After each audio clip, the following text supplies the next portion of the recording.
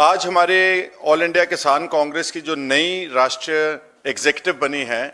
उसकी मीटिंग थी नई दिल्ली में ऑल इंडिया कांग्रेस कमेटी के ऑफिस में।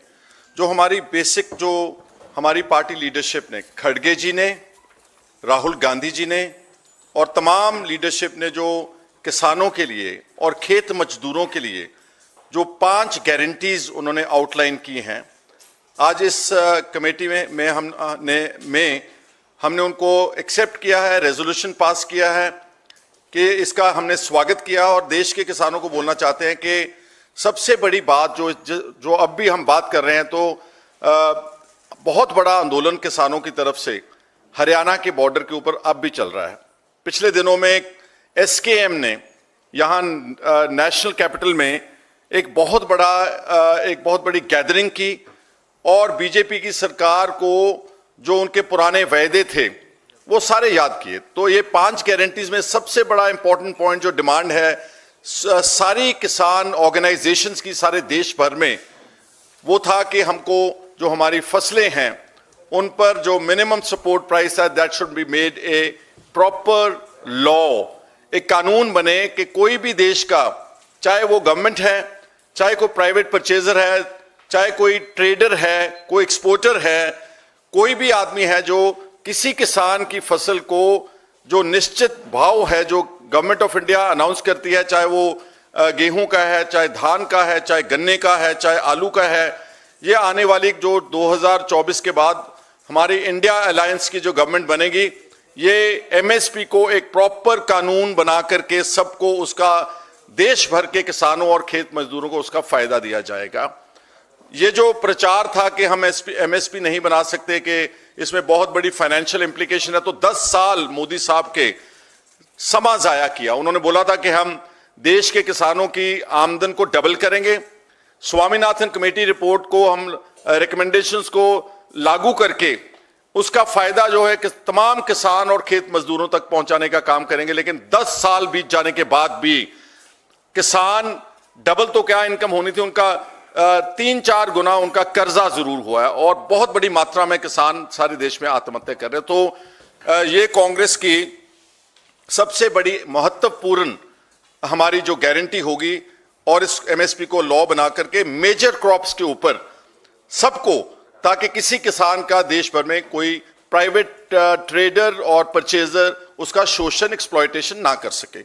इसी तरह से कृषि ऋण माफी आयोग की स्थापना। अब ये जो हमारा कर्जे की बात है किसानों की, आप सबको अच्छी तरह मालूम है कि पिछले 10 साल में मोदी साहब की सरकार ने लगभग 16 लाख करोड़ रुपया इस देश के बड़े जो कॉरपोरेट घराने हैं, जिनका नाम अक्सर रोज आप सुनते हैं, जो कि सिर्फ चंद घराने होंगे, एक आधा सैकड़ा होंगे या 2 सैकड़े होंगे, उनको 16 लाख करोड़ रुपया इस देश के पब्लिक एक्सचेकर से उनका कर्जा माफ किया गया, उनका कर्जा राइट ऑफ किया गया। लेकिन हमारे पास जो फिगर्स 2021 की हैं गवर्नमेंट के, उसके बाद अपडेट नहीं की, करोड़ों घरों का, किसानों और छोटे खेत मजदूरों का 17 लाख करोड़ रुपया कर्जा पेंडिंग है। तो अब हमारी पार्टी ने ये जो बात की है गारंटी देने की, हमारी लीडरशिप ने, हम इसको देश के किसानों और खेत मजदूरों को प्रॉमिस करते हैं कि 2024 में इंडिया अलायंस की गवर्नमेंट बनने के ऊपर ये किसानों के ऊपर एक आयोग बनाया जाएगा, एक कमीशन बनाया जाएगा और इस सारे कर्जे को लेटेस्ट अपडेट करके, स्टडी करके, एनालाइज करके इस कर्जे को किस तरह से माफ किया जा सकता है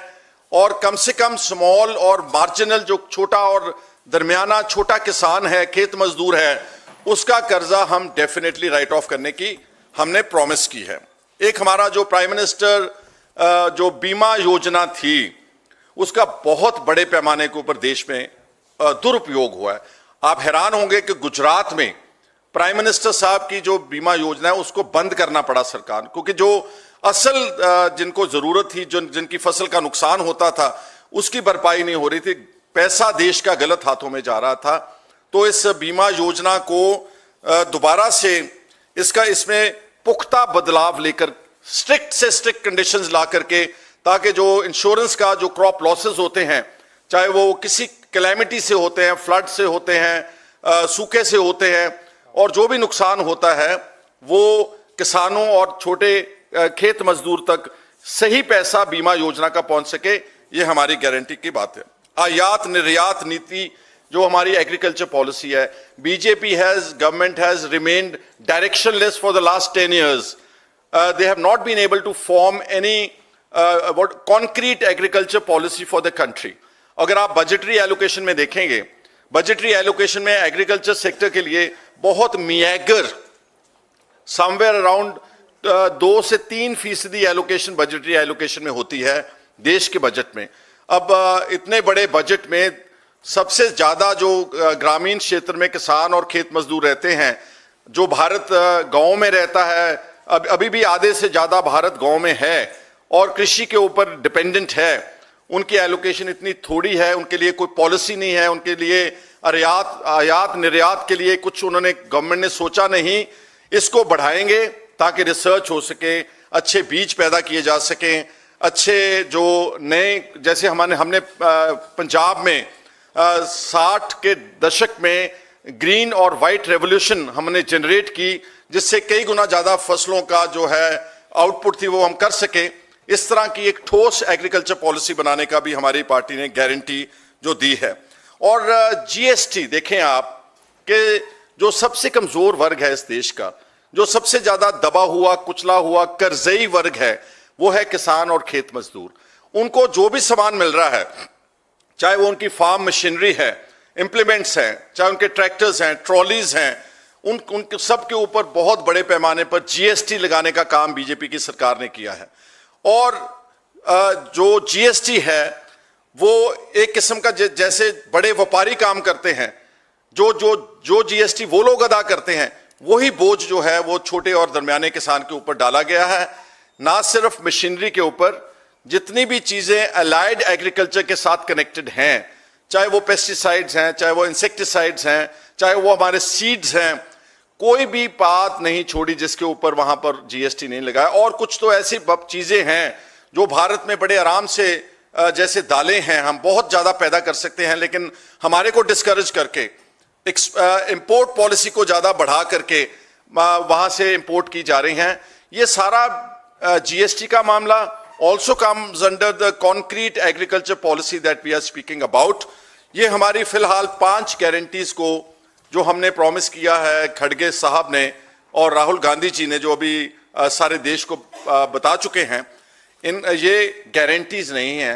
ये हमारा एक किस्म का लिखित वायदा है।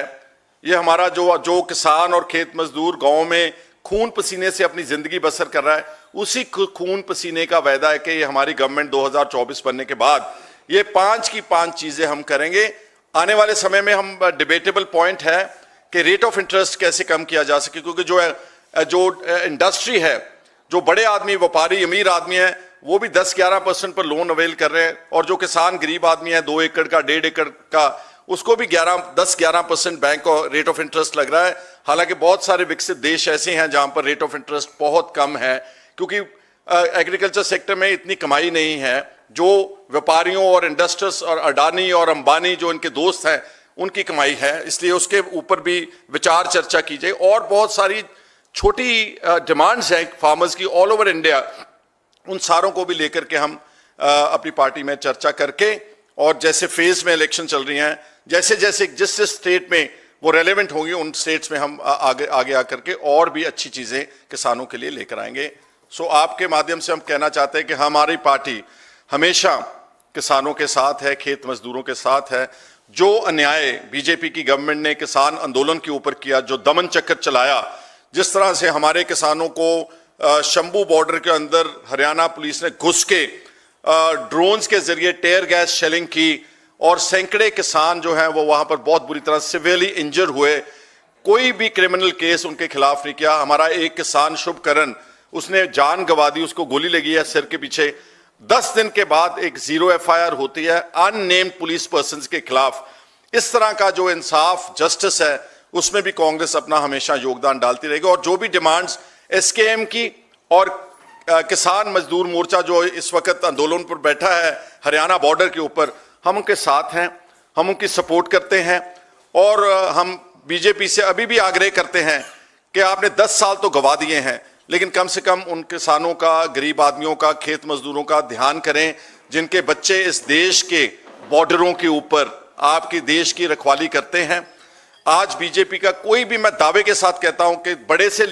बड़े लीडर से लेकर के छोटे लीडर तक, there is nobody from the BJP जिसके बच्चे आर्म्ड फोर्सेस में जाकर के देश के किसान, देश के बॉर्डर्स के ऊपर अपनी जानें गंवाते हैं। चाहे वो जम्मू कश्मीर का बॉर्डर है, चाहे वो चीन का बॉर्डर है, चाहे नॉर्थ ईस्ट का बॉर्डर है, वहां पर भी किसानों और खेत मजदूरों के बच्चे अपनी जानें गंवा रहे हैं। तो ये जो नारा था जय जवान और जय किसान, इसको पैरों थले कुचला है बीजेपी ने, रौंदा है। उम्मीद करते हैं कि हमारे किसान और खेत मजदूर भाई हमारी कांग्रेस पार्टी को आने वाले 2024 के चुनाव में बड़ी मात्रा में साथ देंगे, ताकि हम उनका जो वायदे उनसे गारंटीज की हैं उन सबको हम लागू कर सकें,